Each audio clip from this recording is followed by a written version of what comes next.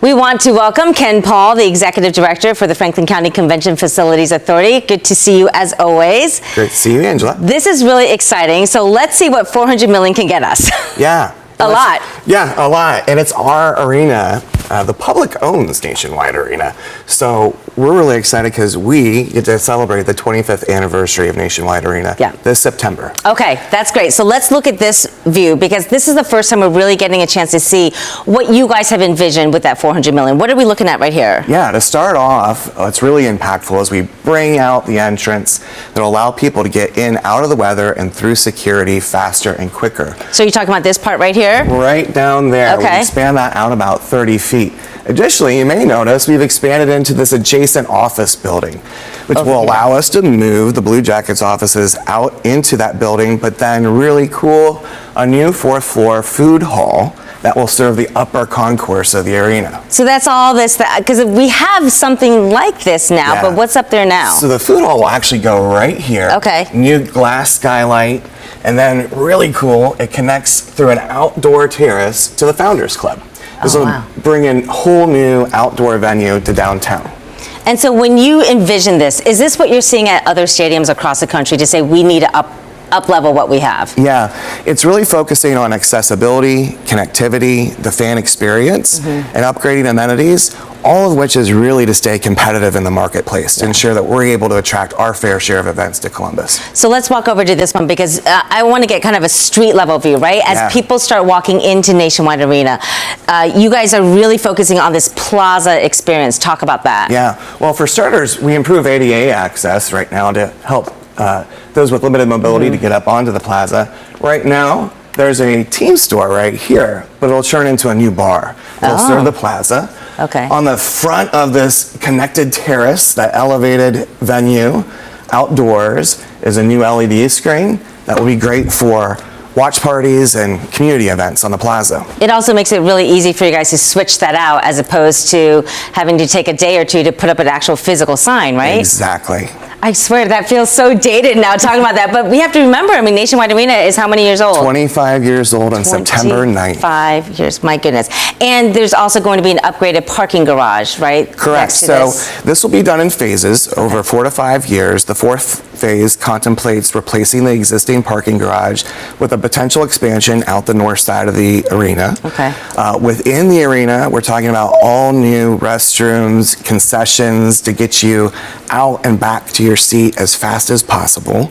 Okay. Upgraded terrace areas within to give people a place to gather and talk and socialize, and a lot.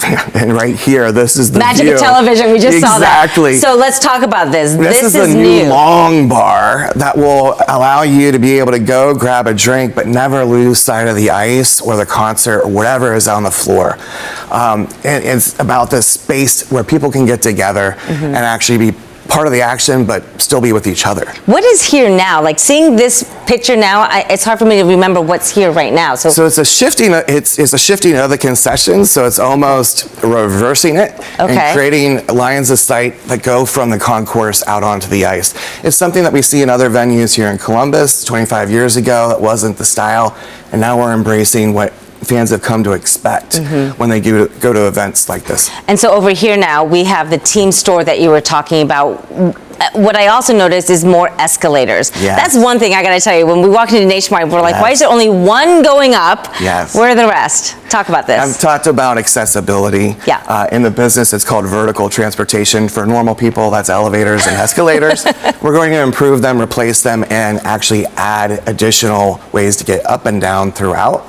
This is the McConnell entrance now. This is where Tim Hortons is. It's really an under-programmed space. We're going to get a much larger, more modern team store so fans can go grab their gear and get back to their seats faster. So this is just phase one, right? Coming up with the concept of what it is we would like. And when I say we, you say this is partly owned, right? Yeah, this is publicly owned. Will we see more changes to these ideas? Most definitely. Yeah. And they'll be fully developed as we engage community, the stakeholders that involve the team, ownership. But this is a good way to get the conversation started, get people excited about the next 25 years and the improvements we'll make to get to where we're going and where we need to be to continue to attract world-class events to Nationwide Arena. And the key is once you're inside the building, you want to get people in and out of their seats fast so they don't miss the action on the floor. Yeah, and places to gather and to be with each other. Not everyone's a hockey fan, and sometimes we're with friends seeing a show that we don't necessarily care about. We just want to be there with our people. Yeah. And so this will create spaces internal where we can actually get together, gather, and have a wonderful time. So we also want to talk about one more thing. You have a beautiful view of a new pedestrian bridge. No one's seen that before. Talk about why you felt that was needed for Nationwide. So we've got all of the seasons in Central Ohio, and getting people from where they park into the arena safely under cover is a real priority. It actually enhances the connectivity. That's another theme through all of these improvements. Just being able to make better use of the space within the arena, to be able to connect different parts and get people in and out and around the arena safer, easier. Yeah. So we said there is a $400 million estimated price tag right now for this renovation. Some people might say, okay, you just showed it to us, the icing on the cake, $400 million. Is that all, or is there more that people can't see that needs to be done? So I'm saying $400 million is the cap right now. Okay, but I know we talked about this before. It needs a new roof. The seats need to be upgraded. You might add more seats to the lower level. I mean, there are other things that this $400 million will cover. Exactly. Technology, those seating upgrades that you mentioned, changing the seating configuration so that we can host different types of events on the floor. There are many other improvements, technology throughout.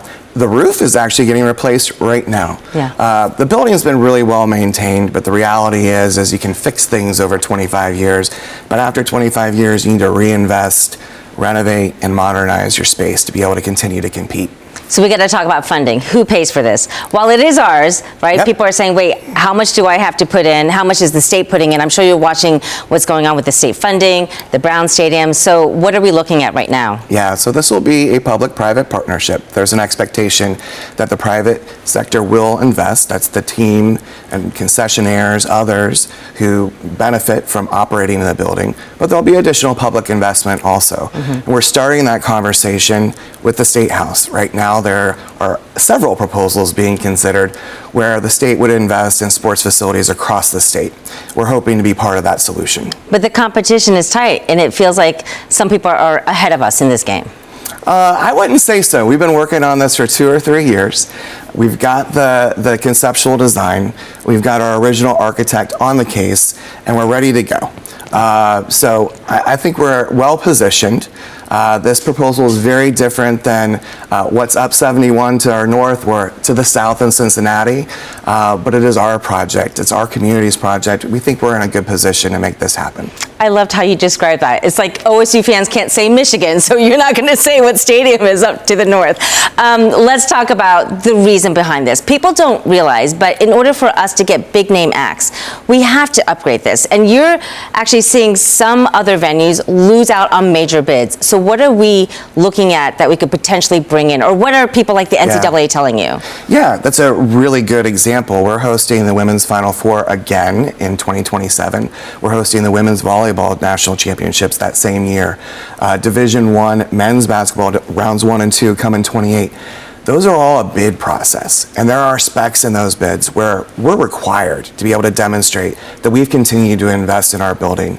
And the NCAA is expecting more of venues. And so these investments will help us continue to compete for those well into the future.